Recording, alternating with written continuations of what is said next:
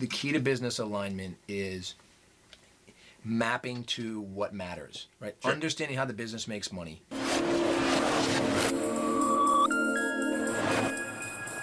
Hey everybody, Brian Hoagley here with SideChannel. Thanks for checking out cisolife. I am here today with Patrick Sheehan from the Fellsway Group, another Boston consultancy. Invited Patrick in because we have a lot of similar views on addressing kind of mid-market spaces, small businesses, startups, kind of like what works, what doesn't. I think we probably see a lot more of these groups trying to emulate what an enterprise is doing for security because they've seen it, right? Or they, the founders or the folks behind it came from that space and said, oh, well, it worked for an enterprise. That's what we need here. And maybe it doesn't necessarily align because, well, you're a smaller organization. You don't need as much as something robust. I think we were just having the chat on the thing that I think I see the most on is around security policies, and you've got a really great view. I've heard you talk at Secure World about this. Not creating, not making your client negligent on a on a policy that's written for them, right? Which I love that view, and that's like lawyers love that view too, right? They're like, don't make your client negligent. Don't introduce something that's going to create them problems down the road. And when I see, everyone kind of asks about, and when I was a CISO, what is the InfoSec policy? And don't mind your handwriting here. The audience knows I can't spell, nor do I have great handwriting. So, but like everyone always kind of starts with like, hey, I'm going to look at my third-party supply chain and say, hey, what's your policy look like? Do you have one? Blah, blah, blah. Am I actually going to read it? No. Well, now on the other side, working with clients, their expectation is kind of to my earlier point is like they have this like really robust, really like huge policy, multi-tiered, multi-paged, and I think to your point has been like, well, don't make something negligent. Now you're asking for looking to create this huge body of work that's possibly now creating a negligent client because can you actually do everything that's in the policy? It's like chances are you can't. So why is it your policy, right? So I don't know what have you else run into with regards to like where the information security policy like sits and like what's the right size or kind of the like the setup for it, Yeah, good question. I think to the negligence comment, I think we had the fortunate pleasure of sitting down with a litigator early days when we were starting the company, and I said, what gets most people in trouble when you litigate these data breach cases? Right. And she said, consultants like you, moving our clients from ignorance to negligence. Right. And I said, well, what do you mean by that? She said, well, you apply all these things and these high water marks, and whether people are doing them or not, and most times they're not. Right. Because you're taking what you said before was a policy that worked well for the tier one banks. Mm-hmm. This is a credit union. Right. Right. They do not have the same level of or caliber.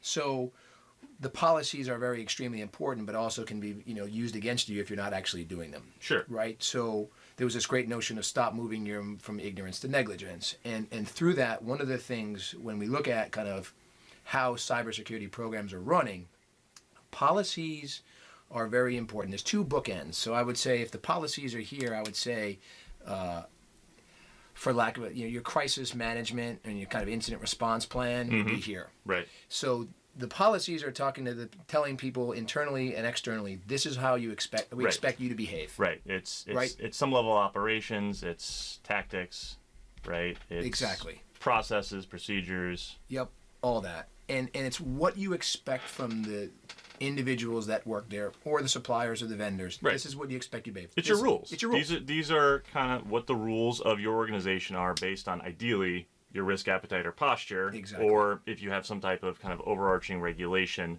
right, says, hey, you will do XYZ. These things, it has to be reflected in your policy. Right. And you have to train them, right? So the big training and awareness piece is if these are huge, complex, monolithic, multi-tiered policies, how can they be consumed by folks in the organization, right? So if we look at it from the policy perspective, I think that's one end of the book, kind of the book end. The other is the crisis management incident response, which means even if you do behave, there's going to be things that happen. Right. So if we look at kind of the right sizing of people's policies or their overall cyber program, it's everything in the middle is squishy. Sure. to your point. And that goes back to the risk tolerance of the organization, how much money you can actually throw at this, and what are your resources that you can do. So I think from the security policy perspective, it really starts with understanding where you are, making sure it's right-sized, Yep. and that you're not moving yourself into, causing issues for yourself by putting things in policies that you're not actually doing. I like what you said here with this squishy space. Your InfoSec policy being, like, again, like you said, like your rules, what you need to do. This is, you didn't do them something bad when happened. Maybe this led to a breach, right? Or maybe an infraction, right? Or maybe you just didn't even account for a control that you needed or some type of an adherence that led to it. Now, how do you kind of janitor and clean up the mess? Exactly. It's timely that we've turned this the show now left of boom, being sure. that, like, here's kind of as Taylor's new logo as he represented, this being the activity has happened. Boom has happened somehow. Now it's executing an incident response plan. Yep. How much do you see clients when, or just just even in previous experience working, like, hey, the bad thing happened. We always talk about lessons learned doing in the military. It's called AARs, after action reports. Right. Like, how many times do you actually see something come out of here and you're like, oh, we didn't do this. We're actually going to go back and fix that section, or we're going to address that in our operations, or we're going to change our tactics or update our procedures. We always kind of talk about it. I mean, just, do you see it happening as much as we talk about it and wish it happened? No. Yeah. I think it depends on the level of the incident here. Right. Right. If it's a crisis, then I think, that there's an AAR that drives that comes back. change. It drives real Right, change. Right. I will say, talking to the CEOs and CFOs of mid-market enterprises, if they don't feel that they are, why does someone want with me? I don't have regulated data. Oh, yeah. Right. Yeah. And it's that kind of left of boom. Yeah, right. you're very, already, you're like way over back here, right? Where and we've heard this too. It's the ostrich syndrome, right? It's like Absolutely. it's like pure. It's like you're sitting over here and it's just pure ignorance, right? Where it's like nothing's gonna happen to me. I'm not a target. Right. Right. I've had a Fortune 500 CEO actually tell me that, like, within the first couple of days of the job, it was, I don't even understand why you're here as the new CISO. It's like, what are we doing? Like, no one's going to target us. And I was like, you're connected to the internet. You have millions of customer data. You have a network. How do you not see that you're not at least somewhat of a target? Like, everybody's a target. Right. now. That's like love is blind, so is ransomware. Like, even if you're not a target, they're going to find you eventually. Sure. Not saying that you have to do everything that, like, a bank does, or like Fort Knox. You don't have to build like the most perfect, but you have to at least recognize that you're at least targeted. Yeah. So you got to right size kind of what you do about being targeted, and that could be your InfoSec policy. It could be even your incident response plan, right? Like a Fortune 500 incident response plan is not going to play well for a mid-market company, so you shouldn't expect that. You should do something that you can actually do. Kind of back to the, like creating a negligent policy. Even your procedures need to be right-sized for you. You can't expect to be doing all these things. No. Do something that you have capacity for. And identify the gaps. I think one of the things with, again, the policies or that AAR, the tabletop exercises that happen here, right? Sometimes are your requirements for what your policies and what your squishy stuff is, right? Because you've identified, if boom does happen, where did we fail, right? And I think that's the thing where, if organizations spend time, do a tabletop exercise. Sure. Yeah. Right. Get the business stakeholders in the room. Right. I know it's hard, but if you're going to shift that accountability and really drive back into the policies and procedures of how you expect people to engage day to day, and that we've all said it. Hey, everyone's accountable here. Right. I think the crisis management and incident response tabletop workshops really, hopefully, to your point, in a non-crisis scenario, in a tabletop simulation, drive the requirements back. Right. And hopefully the forward-thinking folks don't wait till it actually happens. Don't wait till it happens. Right. You don't want to be George Costanza, whatever that joke is from Seinfeld, where he's pushing the grannies and kids smelling smoke. You want to have that muscle memory that drives the requirements back, and there's this kind of iterative, optimization process. Yeah. We just had Sam Curry from Cyber Reason. He's the CSO over there on for this, and he kind of echoed that same approach where, like, do this in peacetime. Yeah. Like, do this when you can, when you're not fighting. Like, the last time you want to work on an incident response plan, or even just any type of a response plan, is when you need it. And, like, it's even worse to, like, come to the realization where you're like, we don't even have one. We need to create one when you need it. Like, those are two different worlds of pain, right? Oh, like, I don't even have one. I need one. Oh my God, we got to create it. And, oh, we have one. We've never actually tested it out. Like, what do we do? Right. You need that muscle memory. I mean, Right. I think you could probably attest. We go to a lot of industry conferences, and I always ask how many people here have incident response plans. And 50 to 60% raise their hand. Right. It's tough because not everybody wants to be forced into participation. Right. And then I ask how many people actually have engaged business stakeholders through this process. Sure. And maybe even less raise Oh, their yeah. hands. Right. And that's where I'm saying is it's tough to have policies and procedures or a program or shift the accountability or get people to behave if you haven't engaged them to understand their roles. Right. So I think that piece is really about kind of engaging and educating them at this base during peacetime, as Sam would say, right, to really drive the requirements of what you need to do on a day-to-day basis. So what you're talking about really is business alignment. Exactly. Right, back to information security. I think this is something, Taylor and I just talked about this on one where, like, having the relationship with the business, right, stopping this, there seems to be this, like, IT is over here, security is somewhat still within IT, and the business is over there doing amazing business things. Right. Right? And I think there's this cultural, I don't know, separation between where the businesses are looking at IT saying, but you're just a utility, like, provide for me. Sure. Right? And the IT team's going there like, oh, we wouldn't, sometimes there's a bit of an edge on them where they're like, oh, the business wouldn't be here without us. It's like, no, wrong. You're thinking about it the wrong way. Right. You wouldn't be here if it wasn't for the business. Right. Like, lean into it, right? Right. Like, the IT security need to lean into the business alignment. Don't expect that they're going to come to you because they're looking at you more like, actually, even like internal consultants, like, advise me on what my risks are. Right. Because guess what? They are, that's the key word, your risks.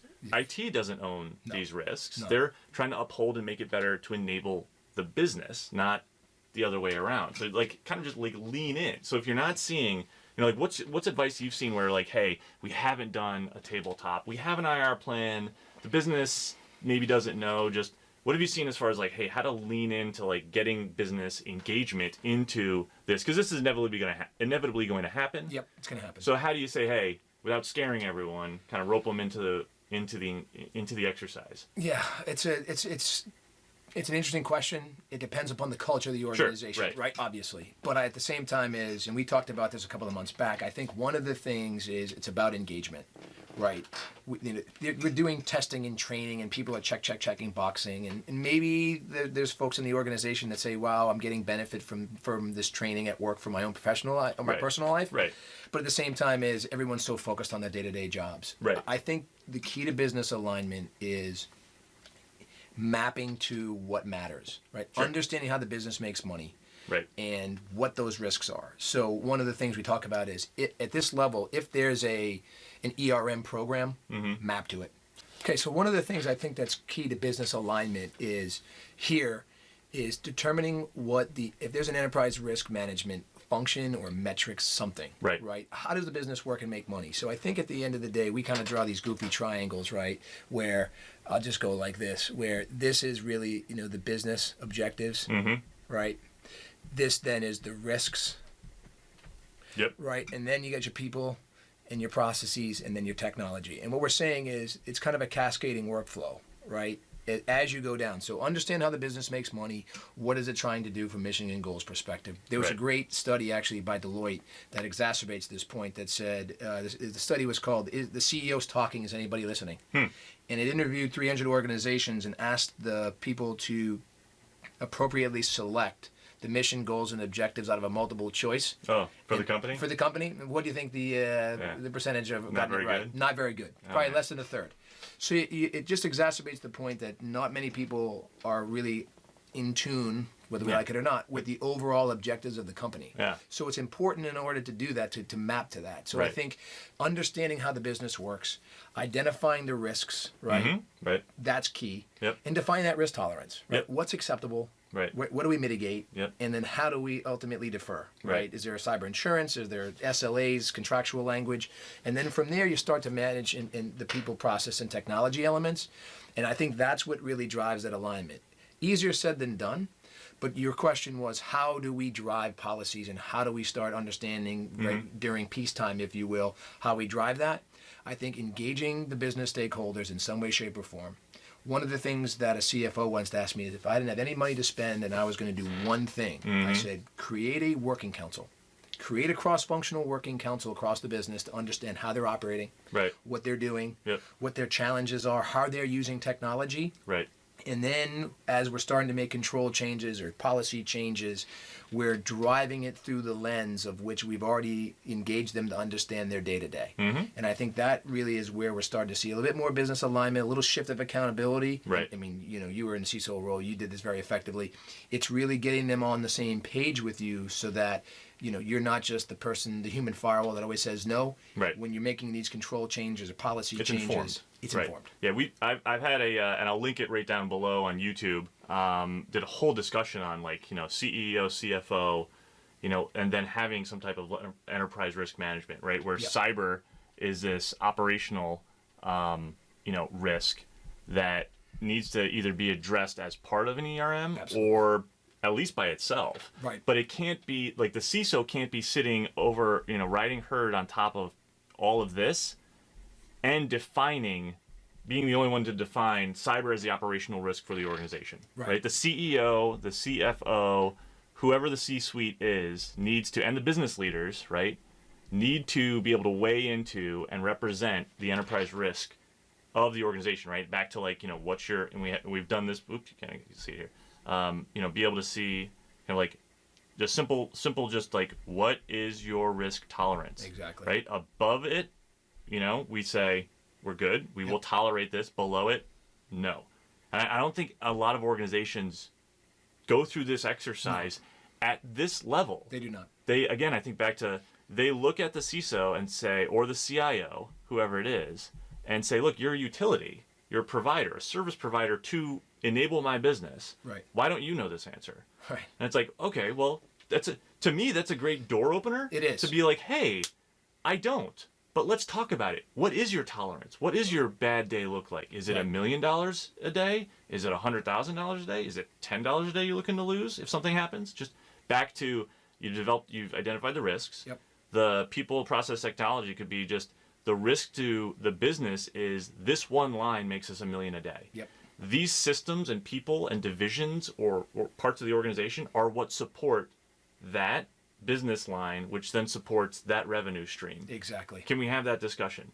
Or at least just go, this is what I've done. If I was a new CISO at an organization, take up a new role, I would immediately go in and have that and just say, look, oh, we don't have this? Okay, this is what I've figured out. Is that true? Validate. Just yes or no. Yes? Great. We've established our risk tolerance. No? Tell me where I'm wrong.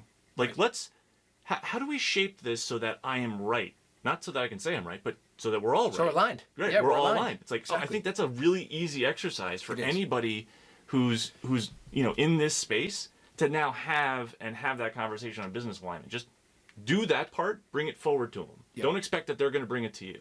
Lean in. Yeah, lean in. And I think one of the challenges that we see, and we've talked to a number of new CISOs that are in their role, and not being disparaging about them, but they're doing the work that they're comfortable doing because they're already in a new position. Versus the work they probably have to do. They should be doing, or they should be doing. And they're starting really from this technology level up.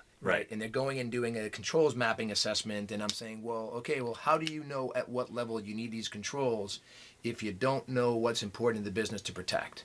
And to your point, exactly, it's we talked about this before, this operate why compromised, you know, the thing that you use pretty frequently, and you know, I've taken that a little bit to say that you can't really apply your controls across everything.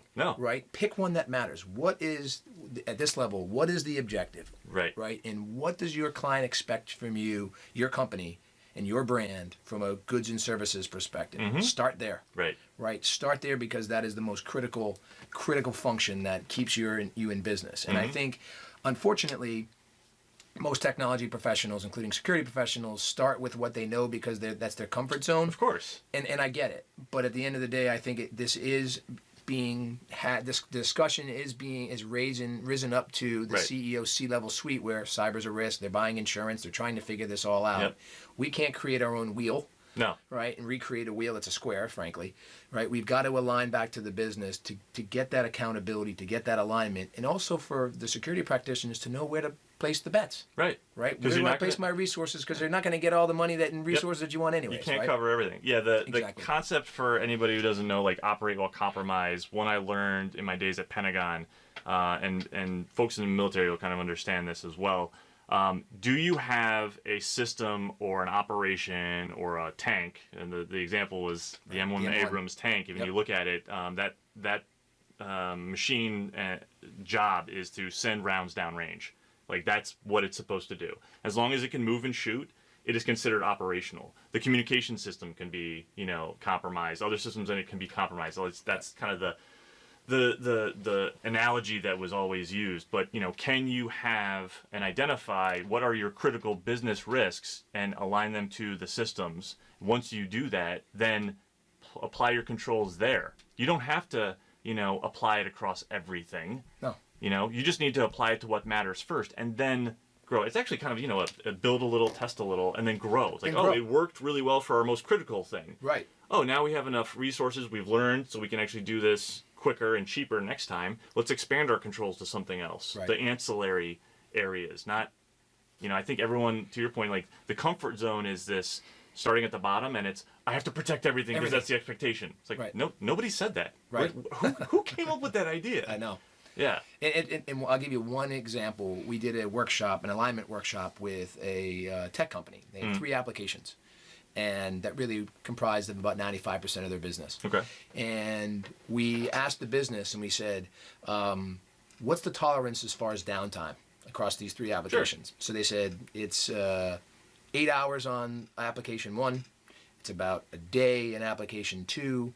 And we could go 2 or 3 days of downtime on application 3. Okay. But it's to the business. Like, if not, we're losing revenue and our clients are going to the next competitor. Yep. So that was 8 hours, 1 day, and 3 days, right? You ask the IT organization, right, what's their ability to back up and recover if these things are down? They're days, if not weeks. Wow. Right. So there was this huge misalignment between the business that's saying, hey, we're out there prophesizing and we're talking about this. And they have expectations. Right? And during peacetime, mind you, right? Going back to that a little bit to say, now, how do you apply the controls? Now, application 1, right, ran about 90% of their business. Wow. So instead of trying to figure out the long tail, those 2 other applications, our recommendations, and was really there, come to Jesus moment, was put everything into application 1. Right. Start there. Mm-hmm. And so it's not novel. It's just really calling time out and letting people know what they've built and aligning expectations to understand, hey, the business has goals and objectives. And whether IT is a supporting function or a driving function or enabling function and security the same manner, make sure that it's aligned so that we're all driving towards a common goal, because without that, right? Yeah, it's going to be a bad day. Yeah, we're all looking for jobs. Yeah, exactly. The bad thing, the bang will happen, boom will happen. Everyone will just go, wait, I thought you had that. Right. Like, why aren't we back up and running? Like, what do you mean it's not 8 hours? The SLA was for 8 hours, and the IT's going like, well, we were never funded for that. You get that back and forth, and that just becomes, a resume reset for folks, which is never good. This is great. I mean, it's funny. It's not really funny, but it is kind of interesting that this conversation still goes on, and your role and our role is very similar in what we're trying to accomplish and support clients for. Even looking at the same spaces, we run into the same issue across the board. Like, I had these same things inside of DoD. I had these same type of conversations and mismatches in corporate America, and now in consulting, it's smaller mid-market companies still going through this. And it seems like if cybersecurity was going to invest in one area, and Alan Alford, I don't know if you follow Alan online, he put a prediction post out on LinkedIn the other day, like, what's the predictions for 2020? Everyone's starting to do those. I said, it's going to be manufacturing is going to take a shape, but I think, maybe it's not a prediction, but an ask that if we're going to address cybersecurity in any way for anybody, it's have business alignment. Exactly. Because this is ultimately what's going to drive everything else. It sets everything up. And one of the predictions that he did have, and I looked at it the other day on LinkedIn, was the proliferation of CISOs. Right. And I'll give a contrasting view is, if the CISO can't do this, At some point, someone in the business that understands risk is going to. Right. And then you're going to keep that, that security department under a manager or under a director. Sure. You're starting to see people kind of say, well, we've got this covered. Right. Our Right. CIO knows enough now. Yeah. So we don't really need a CISO. We'll manage it by committee. Yep. I'm not saying that's the right or wrong answer. That's a culture thing. But what I will say is CISO's got to really understand, be a CRO almost, Yeah. a technical risk officer, because of the importance of cyber. Right. Because there isn't one single cyber risk that doesn't have some sort of, to your point, operational, financial, compliance, Right. financial impact. So I would agree. I think business alignment start there, because if you don't have it, then what are we doing? Right. We're either chasing frameworks, or we're or You're starting down playing here. whack-a-mole. Yeah, you're starting at the starting bottom. down there, and I think that's 20 years plus of doing that has Yeah. gotten us to where we are today. So It was good foundational stuff. It needs to get done, but No maybe doubt. we're at a point that we've realized and matured enough through doing this that that's not where we need to start. yeah, I hope so. I mean, I really do. I mean, it's a little bit self-serving only because we've seen how even small companies, Right. that once they're aligned and then they have a repeatable process to make decisions, right, they're now more informed. Right. Right, and the culture has shifted a little bit so that it's not just the security is not the Department of Smiling types in the company basement. It's everybody's responsibility, and they're starting to make more informed decisions and take more risks. Right. And one thing that people Well, always more say informed is risks. more informed risk, Right. and not all risks are bad. Right. Right. So now they're saying, hey, you know what? We thought our tolerance was here. Right. Actually, our tolerance is somewhere up here now, because Yep. we've been able to make more informed decisions, right, and use our capital in different ways, which Sure. ultimately grows the top line, and everybody's happy. Yeah, I think a lot of folks in IT or in security, especially maybe even you're starting, don't understand the business elements of how a business, it's risk versus reward. Yeah. You can't just not take risks and expect that you're going to reap everything. No. Right? Yeah, I think, I want to thank Patrick for being here. Great conversation. I think this is, if we can have one ask for the world and the cybersecurity and the CIOs and the marketing officers and the CFOs and everybody in the C-suite out there, from large to small organizations, maybe 2020 is the year to work on business alignment. Hey, this is Brian Hogley with SideChannel. Check us out on hashtag cisolife around social media land. You can hit the subscribe above. Follow any of the previous videos down below if you're on YouTube. Check out Patrick on LinkedIn and the Fellsway Group as well. And we will catch you next time. Thank you. Bye.